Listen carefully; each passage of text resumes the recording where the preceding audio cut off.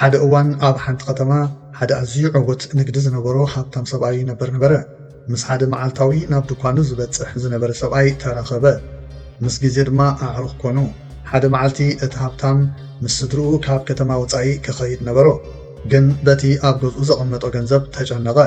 ምስ ስድርኡ ተዘራሪቡ ንዓርኩ ሓገዝ ክሓትት ከም ዘለዎ ሓሳብ ኣቕረበ። እቲ ሃብታም ሰብኣይ ዋላ እኳ ዓርኩ ዝበዝሕ ጊዜኡ ምስኡ ዘሕልፎ እንተኾነ ንተኣማንነት ዓርኩ ክፍትን ዕድል ረኺቡ ከም ዘይፈለጠ ሓሰበ። ብናይ ህይወቱ ኣታዊ ከኣምኖ ኣለዎ ወይስ ኣይኮነን ኣይፈለጠን። ብዝኾነ እቲ ሃብታም ንዓርኩ ደው ኢሉ ፀገሙ ነጊሩ መፍትሕ ናይቲ ገንዘቡ ዘቐመጠሉ ለከሩ ሒዙ ናብ ውሽጢ ኣትዩ መፍትሕ ሃቦ። ድሕሪኡ ምስ ስድርኡ ተበገሰ። ድሕሪ ቁሩብ መዓልታት እቲ ሃብታም ናብ ከተምኡ ተመልሰ። ንፅበዒቱ ድማ ንዓርኩ ብዛዕባ ምምላሱ ሓቢሩ ናብ ገዝኡ ዓደሞ።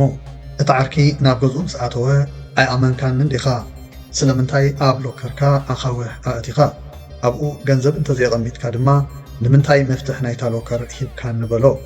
ኣብ ገዛ ዝነበረ ዓርኩ ኩሉ ዝበሎ ምስ ሰምዐ ሰንቢዱ ፍሽኽ ብምባል ኣብ ውሽጢ እታ ሎከር እንታይ ከም ዝነበረ ግን ከመይ ጌርካ ፈሊጥካ?